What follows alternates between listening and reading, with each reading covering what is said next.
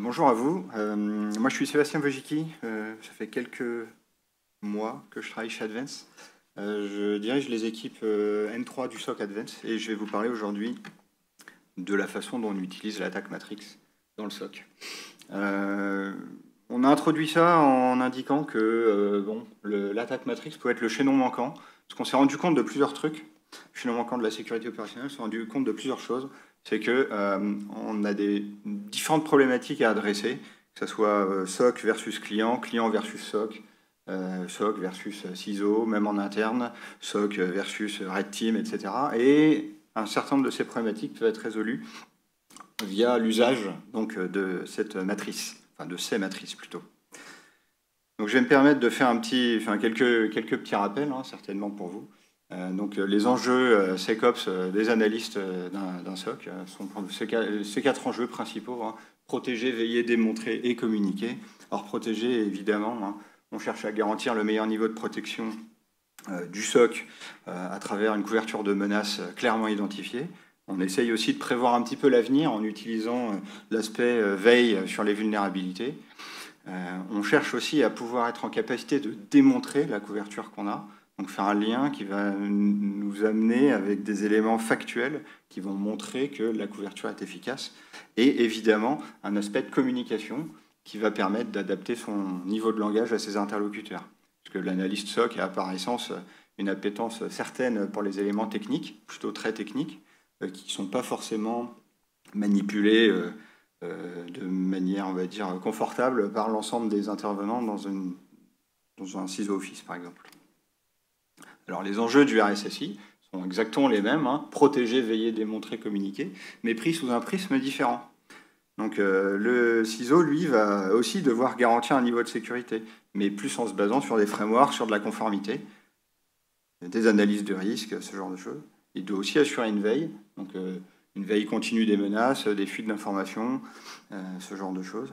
Il doit aussi être en capacité de démontrer que les dispositifs qu'il propose pour protéger le système d'information sont efficaces, ne serait-ce que quand un auditeur vient, pour avoir travaillé quelque temps dans le domaine bancaire, on peut savoir que les auditeurs sont friands de preuves, ont une fâcheuse tendance à insister lourdement pour que les preuves leur soient apportées sur la démonstration donc, de l'efficacité d'un dispositif. Et le CISO doit aussi adapter donc son langage à ses interlocuteurs, que ce soit auprès de son CIO ou auprès de son SOC ou de ses interlocuteurs techniques, pour que l'ensemble des parties prenantes puissent travailler de manière efficace ensemble. Donc on se retrouve donc à l'intersection de deux approches. Donc l'approche plutôt top-down, qui va être favorisée côté CISO. Donc on va faire une analyse de risque, on va identifier les menaces, on va faire un threat modeling, la veille sur les menaces, et en parallèle, on va avoir le SOC qui aura plutôt une approche bottom-up, avec effectivement de la threat intel également, mais aussi beaucoup de travail sur la capacité des dispositifs en place à remonter des informations pertinentes dans des logs, donc très techniques, des capacités de détection liées directement à des outils, et on se retrouve donc avec deux approches qui ont le même objectif, mieux protéger le système d'information, mais qui ont parfois des points de friction pour la compréhension. Donc on a un double enjeu, double problématique majeure sur tout ça. Donc on doit effectivement protéger, veiller, démontrer et communiquer, mais on a besoin d'éléments communs pour faire tout ça. On a besoin d'un format pivot qui permet vraiment une transition entre toutes ces activités et apporter de la lisibilité à toutes les parties prenantes. Il faut être en mesure que l'ensemble des acteurs parlent ce langage commun pour pouvoir donc, démontrer, expliquer, veiller, protéger, etc. Alors comment on fait tout ça? On va utiliser l'attaque Matrix. Alors, l'attaque Matrix, on l'a vu plusieurs fois. Je vous fais grâce des screenshots en format vue d'avion parce que c'est pas très précis.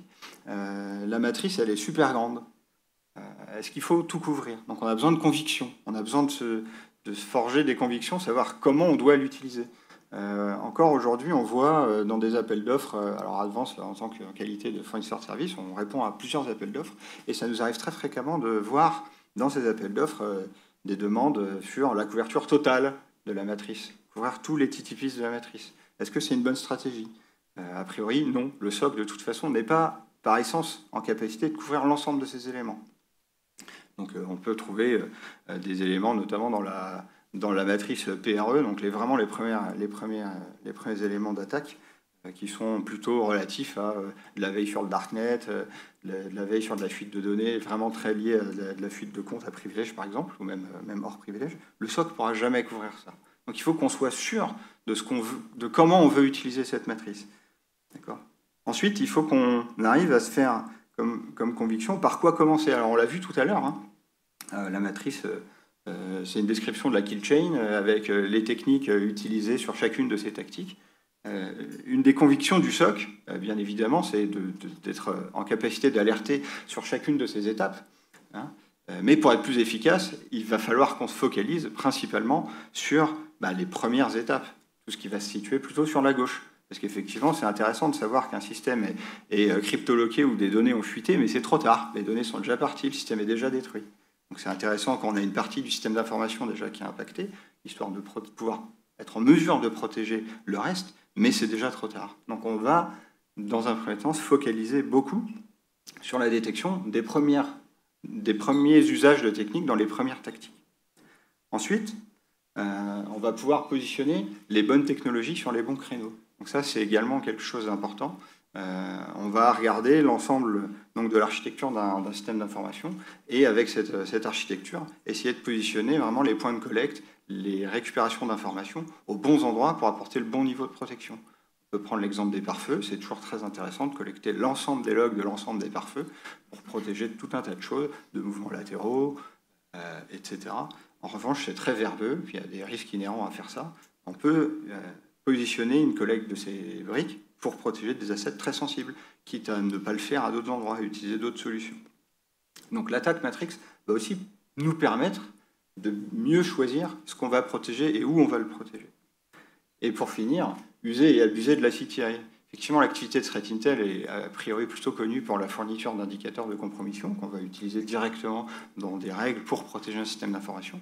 Mais l'activité de Threat Intel, c'est aussi de la veille sur des nouvelles vulnérabilités, des nouveaux chemins d'attaque. Cette veille va permettre d'identifier les techniques et les tactiques qui sont vraiment importantes à couvrir en rapport avec une menace émergente. La couverture typique d'un SOC chez une Advance, pour le moment, ça va être principalement ces 4 briques technologiques. Donc on va essayer de protéger l'AD, puisque c'est le contrôleur de domaine, c'est la clé du système d'information. Une compromission de l'AD, en général, ça revient à donner les clés du SI à l'attaquant. L'EDR, très intéressant, puisqu'il va protéger l'ensemble des endpoints de manière plutôt efficace sur les attaques internes à l'endpoint, pas trop en mouvements latéraux. Pour le reste, on va se focaliser surtout sur du proxy, qui va nous permettre de gérer les entrées et sorties dans le système d'information et les pare-feux. Alors on aurait pu rajouter aussi les protections de système de mail, n'empêche qu'aujourd'hui, dans le périmètre de clients qu'on adresse, ça reste quand même quelque chose de moins répandu que ces 4 briques technologiques. Ce qui est important dans ces 4 éléments, c'est qu'ils vont permettre d'adresser une couverture potentielle à travers l'écriture d'un certain nombre de règles de détection qui est quand même plutôt très large. On a un exemple ici, donc là c'est vue d'avion, désolé, je vais pas résister à vous en montrer une. Là on va revoir l'ensemble allumé en bleu sur une échelle de 1 à 4, les techniques qui sont couvertes par 1 à 4 des technologies qui sont présentes sur le slide d'avant. Donc on voit que les phases très amont, donc on va retrouver sur la gauche qui touche plutôt à la PRE, donc les phases de préparation de l'attaque, vraiment préparation de l'attaque, un petit peu moins bien couvertes. En revanche, les phases qui ont un impact direct dans le système d'information sont plutôt couvertes de la bonne façon. Alors attention, ici, on a volontairement exclu les techniques non couvertes. Donc on a juste une vision parcellaire de ce qui est couvert. Alors ça nous dit quoi? Alors que on a quand même un gros pic au milieu, hein. Donc le pic du milieu, ça va être... alors attendez, hop là, ça va être du Privesc de mémoire. On va très très bien couvrir des éléments qui sont vraiment centraux et vraiment plutôt posés sur le côté gauche donc de la matrice. Avec ça, on est plutôt confiant sur la couverture en matière de menaces et de nouvelles menaces, au moins, de notre système d'information. Alors le pendant, ça va être l'analyse, la vue d'une menace. Donc je vous parlais il y a quelques minutes de rapport de Threat Intel. La Threat Intel nous fournit ici un rapport qui est public, hein, pas de secret. C'est un rapport de l'exécution de Logbit V2. Donc dans le rapport de Threat Intelligence de l'équipe qui a produit ceci, on va découvrir l'ensemble du chemin d'attaque mis en œuvre dans une attaque type Logbit V2. On va découvrir qui le fait, à quelle occasion, quels sont les principaux domaines qui sont touchés, s'il y a des points communs entre les attaques et les groupes d'attaquants qui utilisent donc, ces types de méthodes. Alors, ce qui est intéressant, c'est que ça va permettre de faire un premier ciblage et essayer de voir si Logbit est très utilisé plutôt dans le domaine de, je ne sais pas, par exemple, dans le domaine de l'agroalimentaire et pas trop dans le milieu hospitalier, de pouvoir faire un petit focus et d'apporter un petit peu plus de précision en matière de couverture. En dessous, on va retrouver le mapping MITRE d'une menace. Donc on a pris l'ensemble des techniques, tactiques et procédures qui sont détaillées dans le rapport de Threat Intelligence et on a créé un sous-ensemble qu'on a détaillé en dessous. Et donc voilà, une attaque va passer par une phase de reconnaissance, une phase de ressources développement, d'initial access, d'exécution, etc. Et on va trouver un certain nombre de choses qui vont correspondre. Merci. Qui vont correspondre exactement à la façon dont la menace s'exécute sur le système d'information. Quand on superpose l'ensemble des éléments. Alors, les vues que je vous présente sont des vues qui sont issues de l'attaque Navigator. Hein, c'est un outil qui vient de manière conjointe à l'attaque Matrix et qui permet de faire ce type d'analyse. Encore une fois, je suis désolé, c'est un petit peu petit, mais ça permet d'avoir une vue d'ensemble. Donc là, on a essayé d'appliquer une menace à une couverture typique, hein, qu'on va retrouver sur les outils que je vous ai décrits tout à l'heure. Donc ce qu'on va retrouver d'intéressant, c'est qu'en rouge, on va voir les cases que la menace allume et qui sont couvertes par aucune brique technologique, aucun moyen de protection. En vert, tout ce qui est commun à la menace et aux moyens de protection. En bleu, c'est un peu le bonus, c'est ce que les moyens de protection apportent et qui vont être donc voilà, du bonus, quoi. Alors ce qui est intéressant, c'est de voir que typiquement sur ce cas, l'ensemble des techniques et tactiques mises en œuvre dans la menace ne sont pas couvertes. Voilà. On voit que la couverture peut être améliorée. C'est un élément qui va nous intéresser dans le SOC pour avoir un axe d'amélioration. En revanche, on va voir un truc qui est quand même super intéressant, enfin plusieurs trucs qui sont super intéressants, c'est qu'on a des tactiques entières qui sont complètement couvertes. Et on a ces tactiques qui sont complètement couvertes sur la gauche de la matrice. C'est-à-dire que le dispositif qu'on a décrit, le dispositif de protection qu'on a décrit en utilisant la matrice du MITRE, nous montre que l'émergence de cette vulnérabilité, alors si on fait abstraction des deux tactiques de PRE qu'on va retrouver tout à gauche, donc à partir de la troisième, si notre dispositif est correctement déployé, on est sûr à 100% d'attraper la menace en détection à ce moment-là. Là, c'est le meilleur moment pour attraper la menace. Elle émerge tout juste dans le système d'information. Elle n'a pas encore eu le temps de se propager, en théorie. Donc après, c'est bien évidemment à pondérer avec les différents patterns d'attaque et les différents types de choses qu'on va rencontrer sur ces différentes menaces. Donc ce qui est intéressant ici, c'est qu'on va voir les capacités du SOC, une démonstration de ces capacités, et aussi les choses qu'on va devoir donc améliorer pour justement couvrir mieux cette menace. Donc là, on va tomber dans des choses qui sont relativement intéressantes, puisque même si on peut considérer que d'un certain point de vue, la menace précédemment décrite et appliquée était couverte de manière globalement acceptable, là, on va avoir vraiment la mise en exergue des points qu'il va falloir améliorer, et une explication et une justification derrière. Donc l'amélioration de ces points, elle va être liée à un certain nombre d'éléments. Ça peut être de l'extension de périmètre de collecte, ça peut être des configurations additionnelles, ça peut être la création de contenu, de règles, etc. En plus, ça peut être également le déploiement de nouveaux outils. Donc on va aussi, grâce à ce mapping MITRE, pouvoir vraiment cibler l'ensemble des règles qui vont être pertinentes à déployer en essayant au maximum d'éviter les règles doudou. Donc là, on va toucher dans une petite limite de l'exercice. Ce que j'appelle une règle doudou, c'est une règle de protection qu'on va mettre en œuvre pour protéger d'un risque qui va être décliné sur des techniques, tactiques et procédures et qui est d'une efficacité plutôt discutable. Alors, on voit généralement ce genre de règle sur la détection d'échecs d'authentification sur un contrôleur de domaine ou la détection de fuite de données avec des seuils assez élevés sur des règles de firewall. C'est des règles qui vont donner de l'information, mais qui ne vont pas être suffisantes pour permettre d'apporter une détection efficace. Donc ça, il faut combattre effectivement cet élément. L'attaque Matrix va nous permettre aussi, alors on en a parlé tout à l'heure, de challenger des briques technologiques entre elles et de challenger l'apport de ces briques technologiques au dispositif actuel. Typiquement, si on voulait évaluer l'apport sur le mapping qu'on a identifié tout à l'heure d'une brique technologique type NDR, on récupérerait donc ces éléments-là. Donc là, je suis désolé, je ne vous ai pas mis la légende. Donc en bleu, c'est la couverture additionnelle apportée par le NDR. En jaune, c'est ce qui est couvert par le NDR et par le dispositif en place. Et ce qui est en vert, c'est ce que le dispositif en place, précédemment décrit, couvre et que le NDR ne couvre pas. Alors on voit un truc assez intéressant sur les cas des mouvements latéraux, par exemple. Encore une petite limite de l'exercice. Sur le cas des mouvements latéraux, tout est en jaune. Donc ça veut dire que notre dispositif précédemment décrit couvre les mouvements latéraux de la même façon qu'un NDR va pouvoir le couvrir. Sauf que ce que l'attaque matrix du Mitre n'indique pas, c'est la couverture technique, le scope technique qui va être applicable donc, au déploiement de la brique technologique qui nous permet cette couverture. Donc je l'ai dit un petit peu en introduction, on a une couverture qui est apportée donc, par exemple, la gestion de log firewall. Si on ne récupère pas tous les firewalls, la protection apportée, la protection théorique apportée ne sera pas applicable à 100%.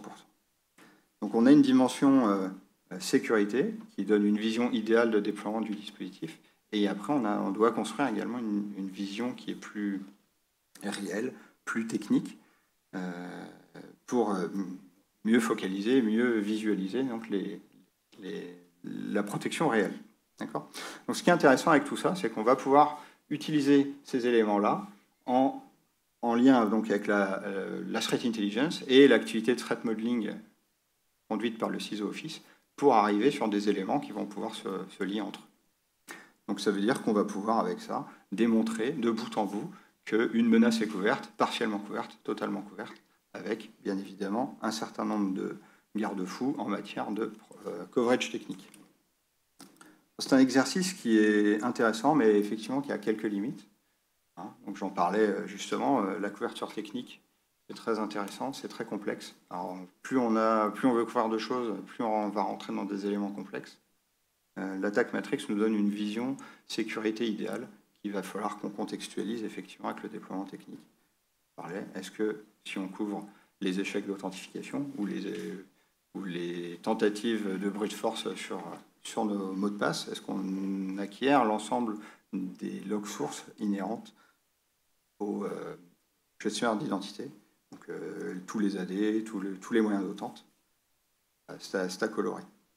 Le mapping Mitre, c'est l'action d'identifier les TTPs en vigueur, enfin utilisés dans le cadre de déploiement d'une règle sur un SOC, c'est une science molle en fait. Donc on va pouvoir demander à plusieurs personnes, plusieurs avis, et à chaque fois on va avoir un avis qui est quand même globalement plutôt assez similaire, mais in fine toujours un petit peu différent. Donc il faut itérer plusieurs fois et prendre des décisions plutôt collégiales. On va aussi avoir un manque de précision parfois donc dans l'activité de threat intel. Les chercheurs en cybersécurité, eux aussi, ne sont pas toujours en capacité de pointer très précisément les techniques qui sont utilisées dans l'exécution d'une menace, mais parfois pointent des tactiques entières. Donc ça manque un petit peu de précision. Donc ce qu'il faut également prendre en compte, c'est que la couverture du SOC, elle ne peut qu'être partielle sur l'attaque Matrix. On ne peut pas couvrir l'ensemble des éléments en collectant des logs. Et après, quand bien même, est-ce qu'il faudrait le faire ? Est-ce que c'est la bonne option ? Est-ce qu'il faut collecter l'ensemble des logs de l'ensemble des systèmes et les garder d'une manière indéfinie pour être sûr de ne rien louper ? Donc il y a une approche quand même un petit peu opportuniste.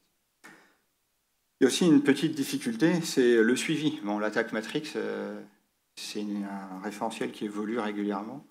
Mapper ses règles et ses menaces sur ce référentiel veut dire exécuter une action régulière, annuelle à minima, pour le réalignement sur le référentiel. Alors, le Mitre Navigator, le Mitre, via l'attaque Matrix, propose des choses pour aider, assister à ce déploiement, mais ça reste un exercice qui est festif. Donc ici, en conclusion, on peut dire qu'on a trouvé quand même un bon élément qui permet donc, au SOC de décrire son dispositif et de le porter jusqu'à, in fine, le risque que le ciseau va vouloir couvrir.